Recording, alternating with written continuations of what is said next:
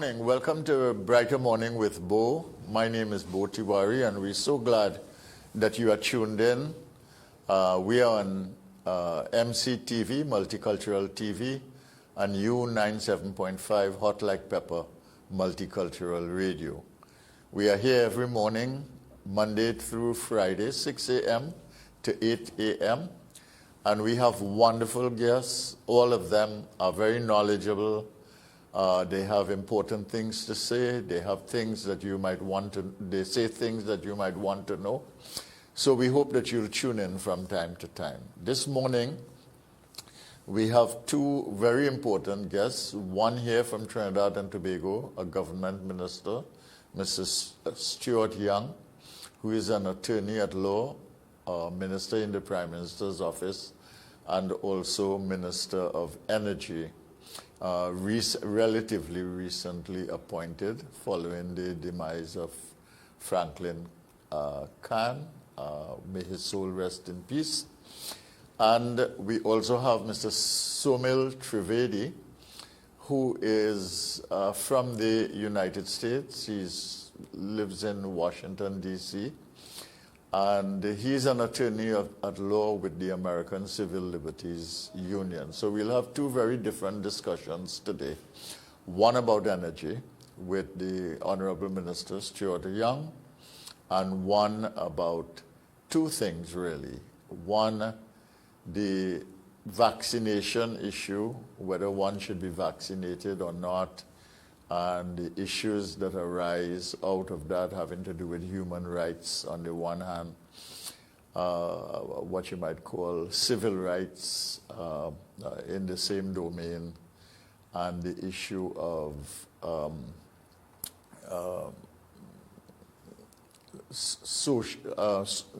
community welfare, social welfare, social well-being.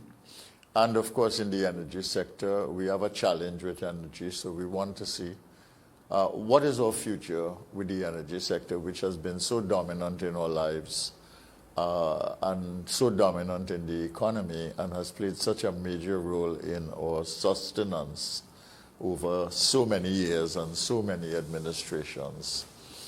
Okay, so we will get to that in a minute. You had some interesting news. You had the thing with the Governor, Andrew Cuomo, and you saw that sexual harassment issue in which he is sort of engulfed. A problematic issue always for a political figure, and we will see what will happen. That can go to impeachment proceedings within the state legislature.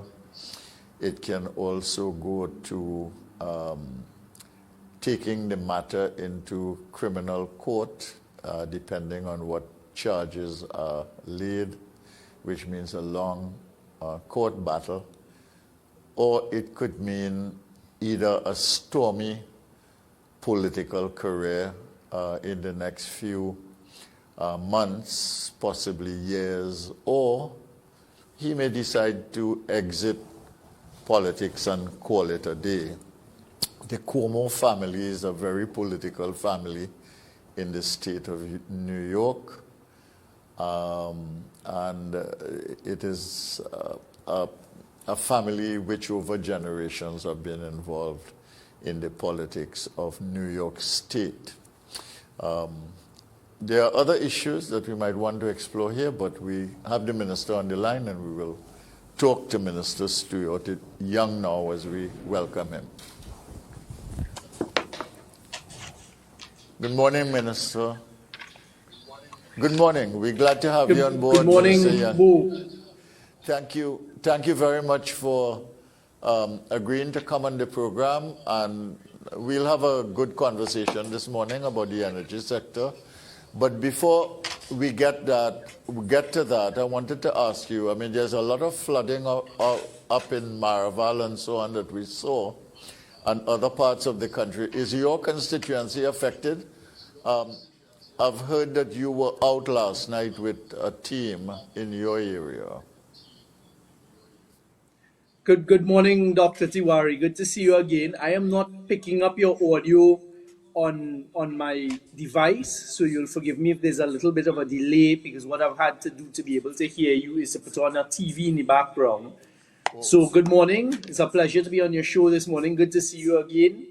Yes, the answer is that areas of St. Anne's and Cascade were quite badly affected. It was a torrential downpour just for about 30 minutes yesterday afternoon, but the type of flooding that was affected by that downpour was unbelievable. First time I've seen the constituency in that way. So I spent a few hours down on the ground yesterday afternoon into the evening trying to arrange assistance and just basically being there with the constituents as they went through the difficulty of the cleanup exercise and dealing with it. That picture right there, Bhoe, that is the St. Anne's River.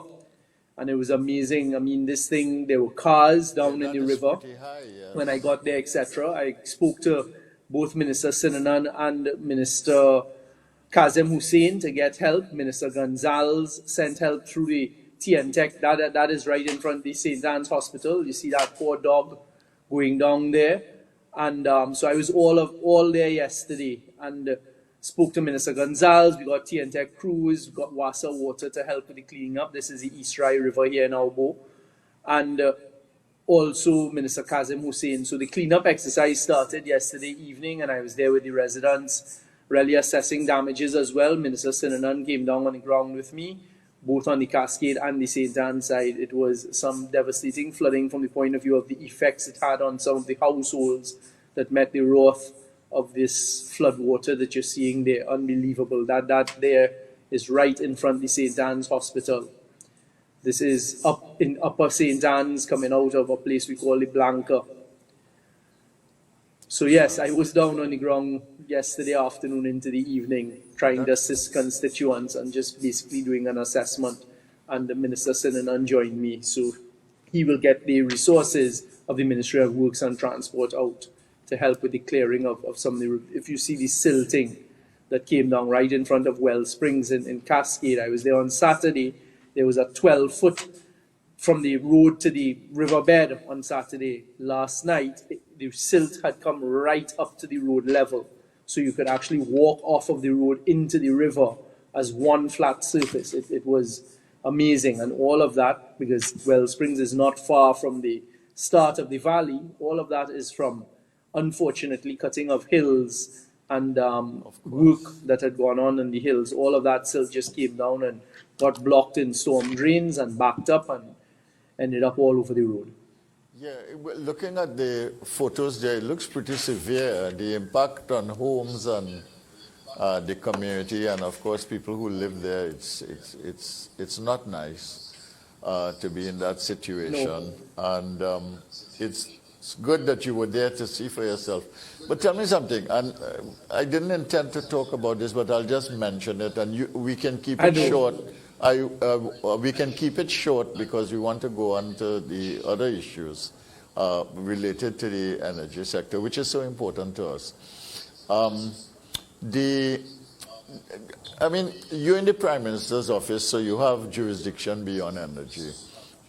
And as you just said, I mean, part of the problem is that people have cut down the hills. Part of the problem is quarrying on the hills. Part of the problem is that these rivers really need to be drained, to be dredged. We need to connect all the water courses, you know, by a kind of cleanup campaign to be able to do it. And then we have a problem here where in the rainy season and with climate change, you get more rain than you expect or anticipate. In the dry season, we are going to have more severe drought now. We have an agricultural challenge with irrigation and with flooding. We have these problems with the homes. And apart from the very difficult situation of maybe relocating people in some of the areas where they live, where they are going to be in constant danger.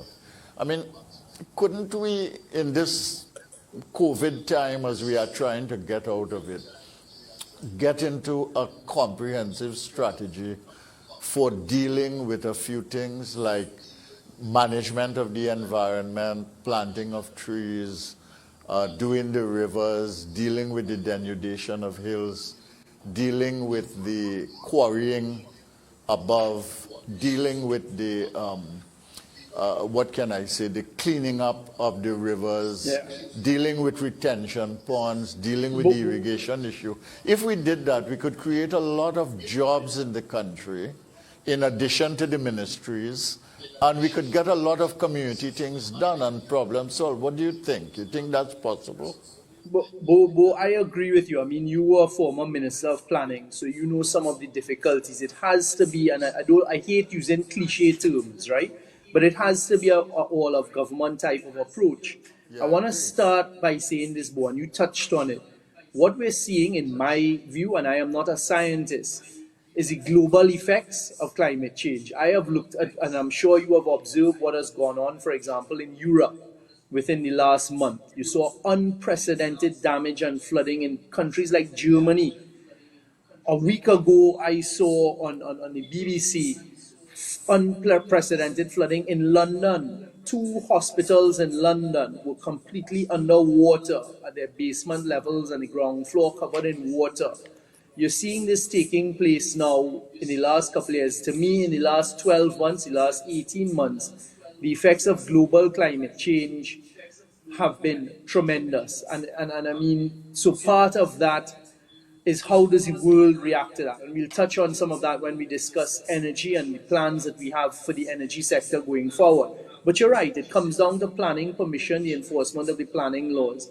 As the Minister of Works was with me yesterday, he's been a constant voice at the cabinet table for some of the unsupervised illegal work going on the hills of Trinidad, the unsupervised illegal type of work that is going on with the construction of houses in areas they shouldn't be constructed, the slash and burn on our hills, etc. So yes, we are focusing, the Minister of Agriculture along with local government are supposed to be focusing on reforestation.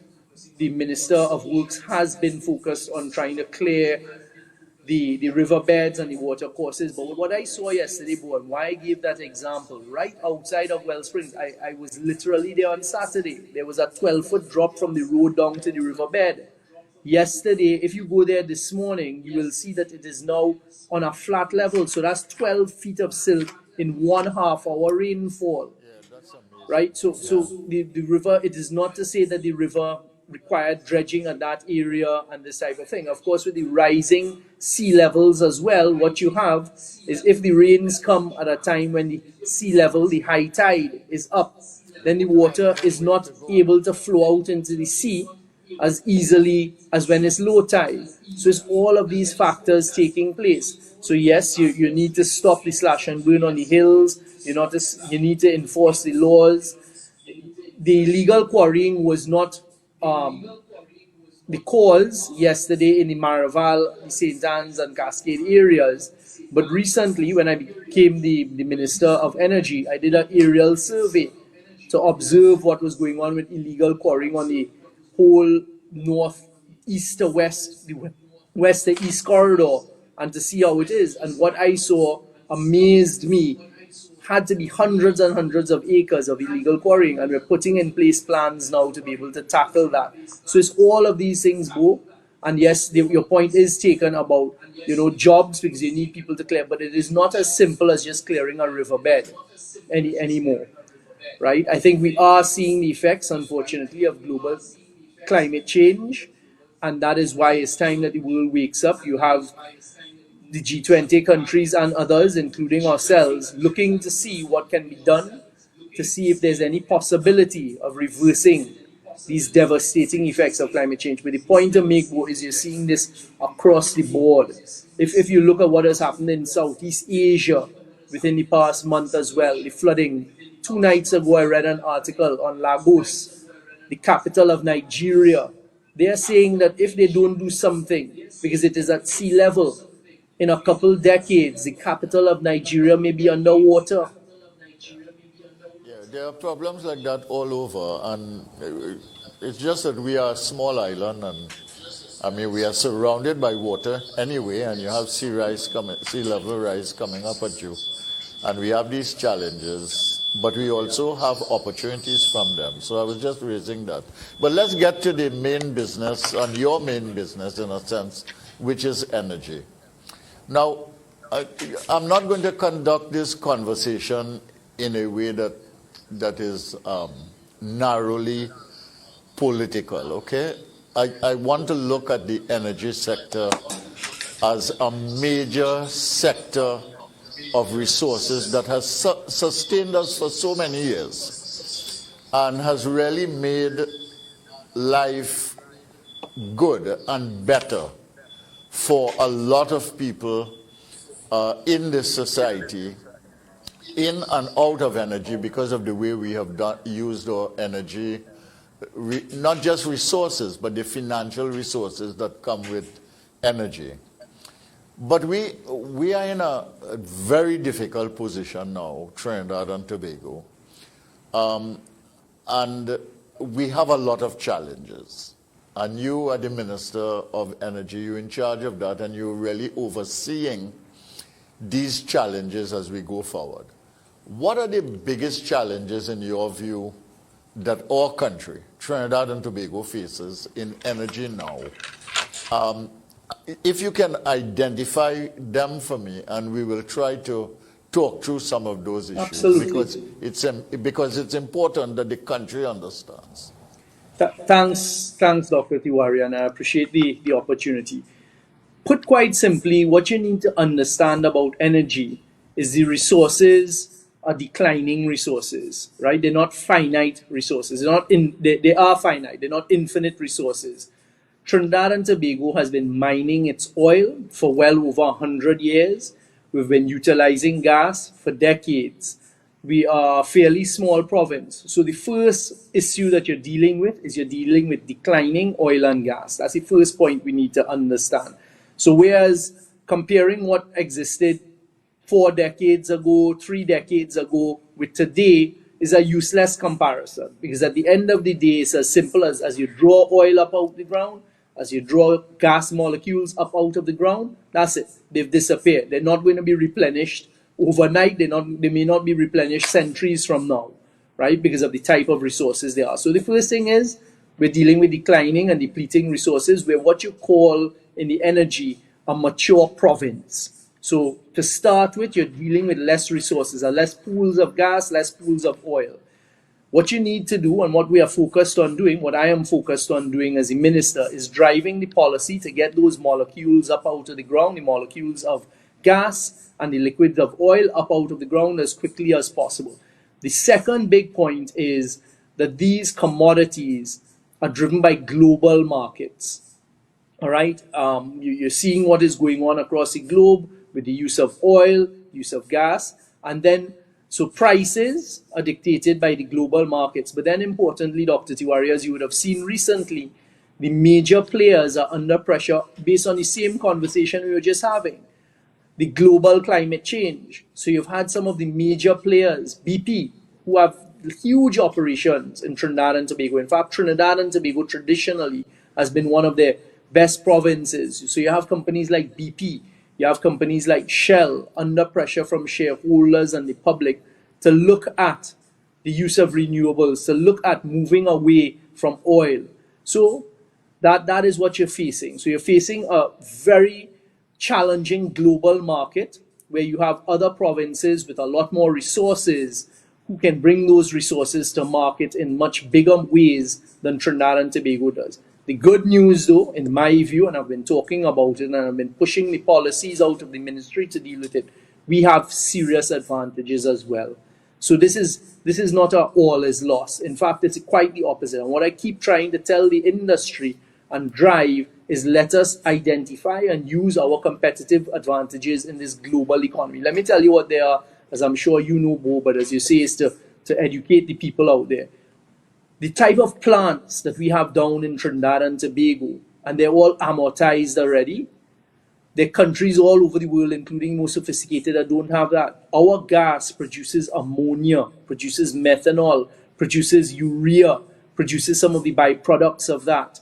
And so we are players in those markets. We have some of the biggest ammonia and methanol producers who have invested in Trinidad and Tobago.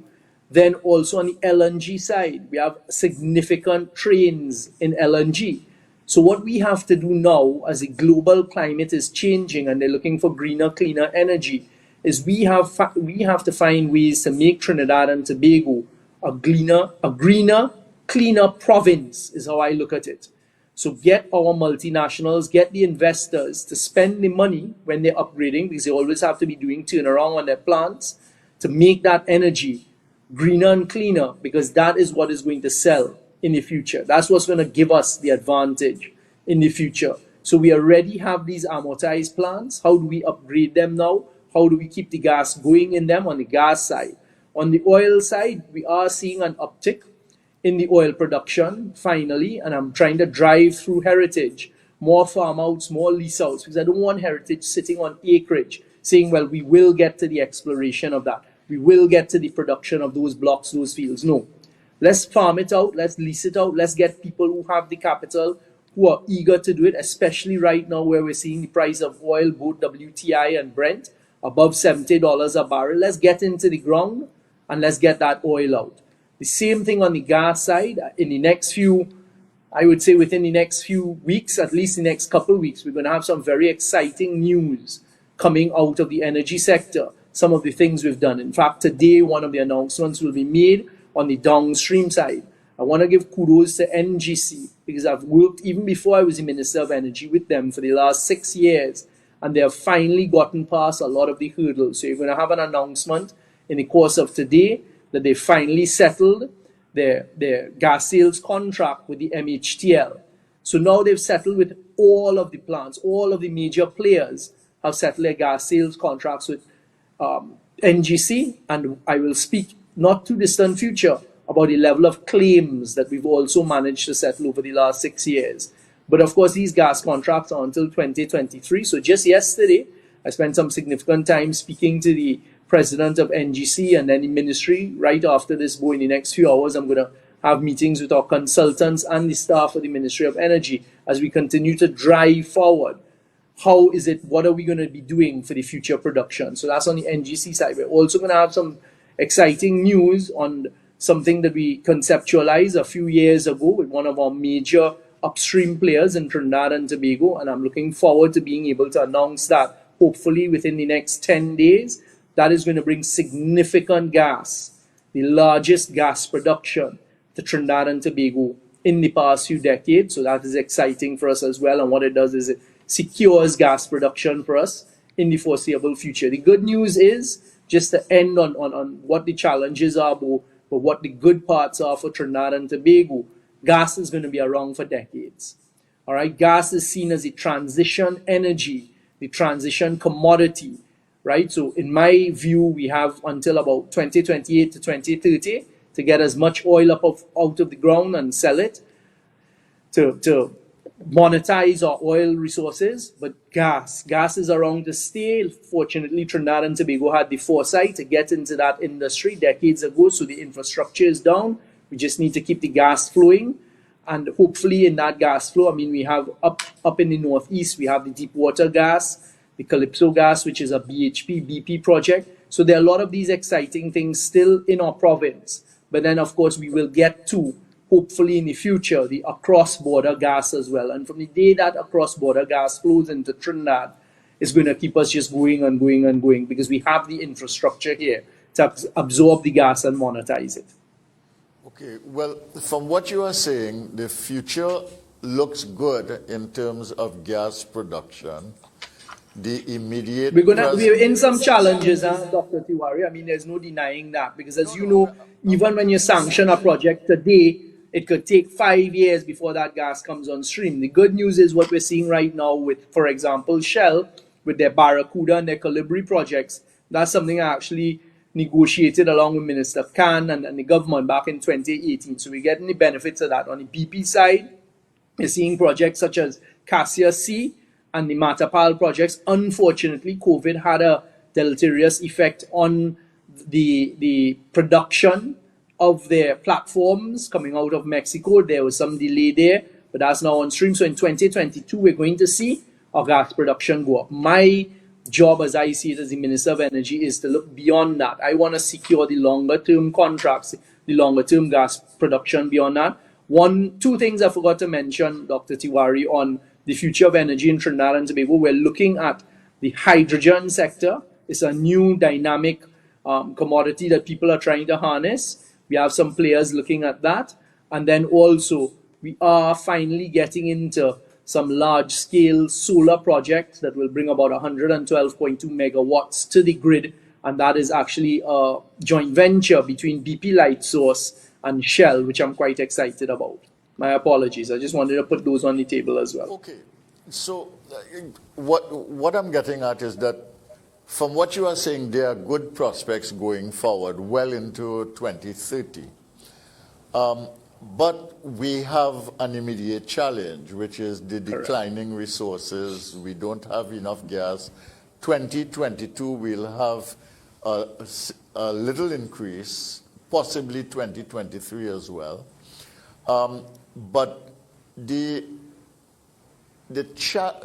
have an immediate challenge now until we are able to kind of capitalize on the gas that might be coming from different sources through investment or through production or through drilling, etc. And we've had a situation in which Train 1 is not able to proceed. You said that the contracts with MHTL has now been signed so that the downstream is okay. So we have a kind of immediate policy challenge. And I want to give you the freedom and flexibility to talk about the immediate policy challenge as well as the longer term, because I think that is where you were heading. The immediate policy challenge is that we don't have the gas. We can't do LNG and downstream together. What are the hard policy choices before you now that you have to make? And how will those policy choices become better? Okay, well, let's start with, you notice there's not a lot of noise coming from the downstream right now. Point Lisas, we were hearing a lot of disruption, a lot of noise, as I put it, a noisy narrative. 12 months ago, you're not hearing that. So I want the people of Trinidad and Tobago to understand why. The plants in Point Lisas right now are doing tremendously well. They have the gas supply for them, Bhoe. Maybe not their full DCQs, but they have their DCQ, their contracted DCQs. You know why? Because last year in April, last year in March, when COVID hit and they were already facing a downward decline on commodity prices, you're looking at ammonia and methanol prices at about $200 per metric ton. You know what they are today and for the last couple of months, why we're not hearing noise? Ammonia has been over $500 to over $600 in that range. In fact, in the last 2 weeks, it's gone up to $685 a metric ton. So when you have those global prices, you hear no noise from Point Lisas. They're taking all of the gas they have, they're full amounts, they're not leaving NGC with any, and they're producing their ammonia and they're selling it very quietly, very happily, making their profits as they should. Methanol is the same thing. Methanol has been over $350 up to $380 per metric ton. So you're not hearing that noise anymore. So that's what people need to understand. So when you hear detractors talk about, oh, you're shutting down Point Lisas, plants are closing, that is not, don't be pulled into the gas supply conversation. Right now, you're not hearing any noise because they're getting the prices that they want on the global markets, extremely high prices. So they're quietly taking the gas, they're making their products, they're selling it, and they're making a lot of money. And that is what you face in the energy sector. Yes, there has been a lower gas production. And I don't want to get into the blame as to where this is and that political rubbish rantings, as I call it, of some politicians as to who is to blame, etc. The point I just made is, for gas production, you need to negotiate contracts today for the future, Bhoe. It is not as simple as you go and you negotiate a deal today with BP or Shell and the gas production starts tomorrow. There is a lead time of a minimum of 3 years for the smaller projects. Some of the bigger projects could take up to 5 to 10 years. So if persons didn't negotiate those gas production contracts, not a single gas production contract negotiated in a period of time, then those are the effects we're facing now. And as I said at the outset, we are a maturing province. So that policy is not really a policy. The difficulty that you face with less gas being available, there are going to be some fallouts. We have been in very difficult conversations and negotiations with the Atlantic shareholders over the last, I would say, 12 months as to what is the future of Atlantic. My job as the Minister of Energy is to get the best possible deal for Trinidad and Tobago. And that is something I've taken pride in, of always doing for the last 6 years. Pushing hard to get what is the best possible. Renegotiating prices, renegotiating the future. So the policy for us, Bhoe, is really as simple as how do we get the best monetary returns for the declining resources without running the global capital, because you're competing globally now for capital. Another province where a BP, a Shell, a EOG, a BHP is conducting its business, they could offer a better deal than Trinidad and Tobago. And that's it. The limited capital that those boardrooms have, a Shell boardroom and a BP boardroom, a EOG boardroom, a BHP boardroom, when they're looking at all of their global assets and they say, okay, we have $2 billion to spend, where do we spend it? Trinidad and Tobago is now competing with a place like Qatar. They're now competing with places in Europe. They're competing with North America. And so far, we've been successful to be able to find those sweet spots. I mean, one of the deals we will announce hopefully in the next 10 days, a lot of naysayers said it couldn't be done. And it is the first time this type of deal would have been done. And what we've been pushing for up to over the weekend. I was speaking with the persons away in Europe on this type of thing. And we managed to come down on an agreement. Now we're putting the fine-tuning to it. There's certain dynamics that are taking place. So we've pushed. Previously, the minister's share of gas wasn't being used by the minister. It was just left up to whoever the producer is to market. We are now taking policy decisions. We will market the minister's share of gas because we can then give that to NGC. NGC can now put that into the downstream market. So these are some of the things that are taking place. We're looking at all of the different. I have told the Ministry of Energy, let me put it this way, Dr. Tiwari, I've told them, we're thinking outside the box. Forget what happened decades ago. Let us look at what is going on globally. What we need to do is we need to stay competitive in a very difficult global environment. And I'm not underestimating the need for us to keep that global capital coming to Trinidad and Tobago as opposed to going somewhere. So our big competitive advantage right now is those amortized plants that are down in Point Fortin and in Point Lisas, and the amount of money that's been spent in it. And every molecule of gas that goes into there is bringing us a return to the shareholders. So we need to keep the shareholders here. But, and I'm determined to do this, in the best interest of the people of Trinidad and Tobago, because every molecule of gas belongs to the people of Trinidad and Tobago. And that's a conversation that the Prime Minister has had in all of the boardrooms, and it's a conversation that I am screaming when I'm sitting across the table with them to tell them, listen, we have to get the best returns for the people of Trinidad and Tobago with our depleting resources, and we're determined to do so. And so far we have. I mean, it's very innovative. Some of the pricing, we're looking at using a basket of the various indices. So you don't just hook onto a Henry Hub. You don't just hook onto the traditional Lake Charles that has gone out the door.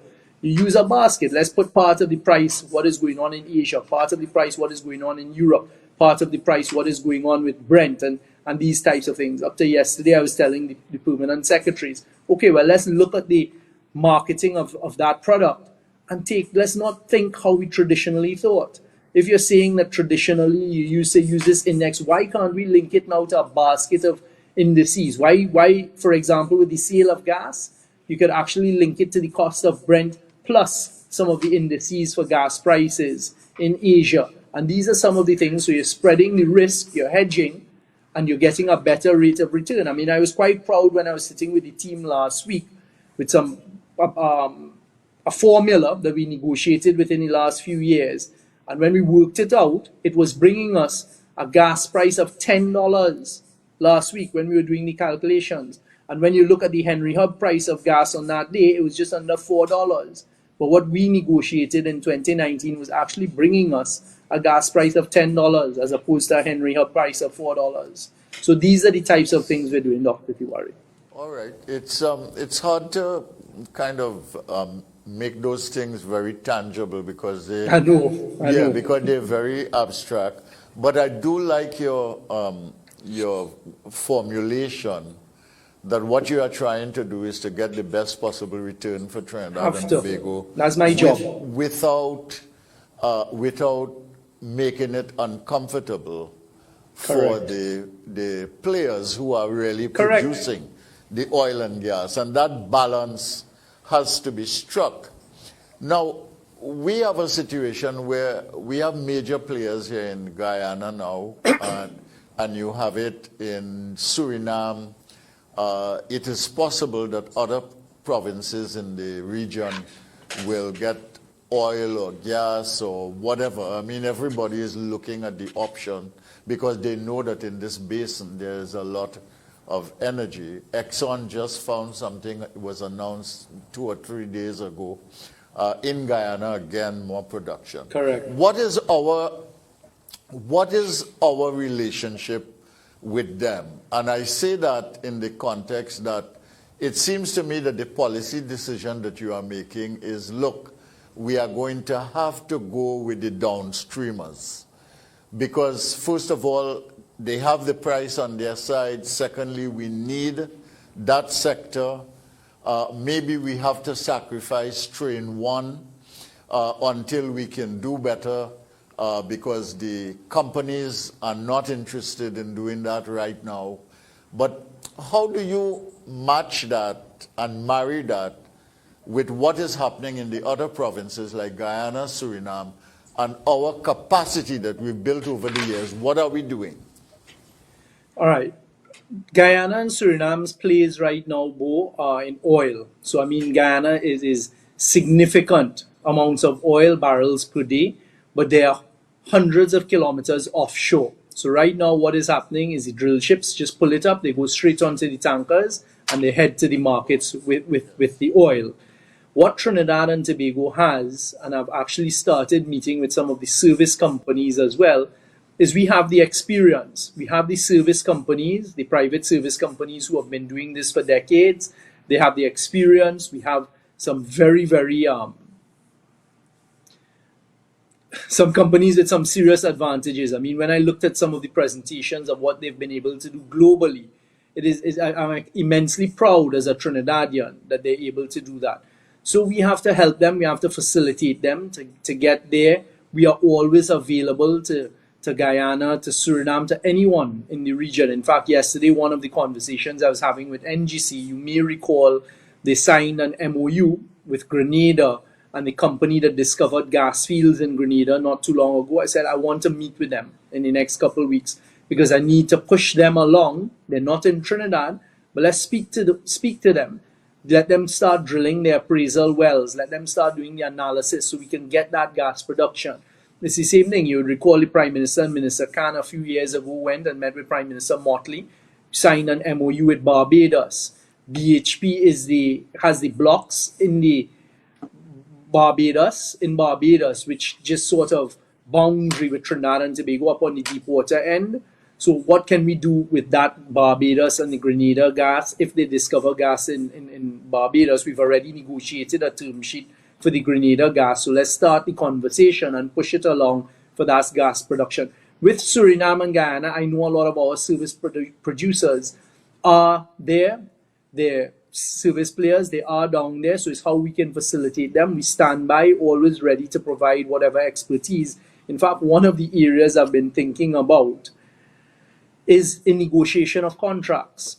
All right, because what you've seen in every single province is the players, and I've said this from day one, 6 years ago, when you're dealing with these sophisticated multinationals, they are sophisticated in every sense of the word. So on their negotiating side, they have all of the resources available to them. So one of the things I've been pushing, even before being the minister, is making sure the Ministry of Energy has the resources, sitting opposite the tables, negotiating with these sophisticated players where you know that they have already worked the models that if you move a price 2 cents in this direction, what it means to try and get Trinidad and Tobago up to that level. And we've been facing them down because we've hired some of the consultants, etc. But to me, Dr. Tiwari, that's another area of expertise that Trinidad can lend. We can sit opposite anyone and negotiate a deal for them. Okay, so you are seeing the services sector as playing a key role in, that's to say from Trinidad and Tobago, as playing a key role in Suriname and Guyana. And you are also seeing our negotiating skills as something that we can also bring to the table. Now, Minister Young, we are almost at news time, so I've got to go.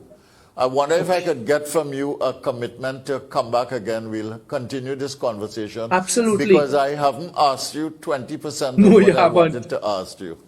And this is important. I don't think we can have a serious conversation about the future of the Trinidad and Tobago economy without talking about energy. As depleted as some of the resources might be, and as good as some of the projects might be in projection, it is the heart of how we got here as Trinidad and Tobago and that economy. And it is clear that we have to make some major shifts now. You are moving, I would say, from LNG to the downstream for various reasons. Let me just put a correction on that. Bhoe, that is not the intention at all. Trinidad and Tobago, fortunately, we can balance. But what you have on the LNG side, just to end before we go into these, and I give you my full commitment, I would love to continue this conversation. So let's set the date, maybe some more time where we could sit down and speak a little longer. But LNG is owned by BP and Shell, and they are the two largest gas producers in Trinidad and Tobago. So it's not a government policy to move away. You also have to protect your petchem industry, where you have a multitude. You have Nutrien, you have Metanex, you have the Proman Group who have invested their capital there. So it's a balancing and an allocation of resources. So it's not that we said going downstream and forget LNG. Get me straight. I'm not saying that you're forgetting LNG. I'm saying that the policy choices. And there is no policy choice to go downstream instead of LNG. But also the policy is to find a balance with what exists between the two. But there's no way that we could get Train 1. So I think that in a way, the decision, you might say, has pushed us in a certain direction. I'm not saying that as a blame or as a challenge. No, I didn't take it that way. I just didn't want... It's a context in which we have found ourselves. Market. I don't want nobody to think that the government has taken a decision that you're not going LNG and you're going petchems, or even the petchems, they were very nervous that the government was going a certain way and the government was going LNG and not the petchem. The government's position and policy position is, let us get as much gas as we can. That does not happen overnight, unfortunately, but we have to make do with the time that we have now, and let us keep the industries running and make sure, and I want to end with this mantra, Bhoe, because I believe it in every space in my body, to get the best returns for the people of Trinidad and Tobago. That's my job. When Stuart Young goes, they could do what they want. But whilst I am here, I'm fighting for that flag that you see standing behind me. All right. Well, thank you very much for your contribution this morning. And I give you the commitment we'll have you back on again. And we will explore some of those issues, because I have some questions for you that really have to do with the condition, our condition now in relation to energy, and also has to do with the future, because on that hinges really the future of the rest of the economy. So we're going to have you back. I want to thank you for coming, and I want to thank you for the very serious conversation we've had, Minister. Thank you, Dr. Tiwari. Have a good day and stay safe. And you too. All the best. We have been speaking with Minister Young, and we will continue that conversation at another time. This is Brighter Morning with Bhoe, and we move on now to Chanel Al-Suran and the news at 7.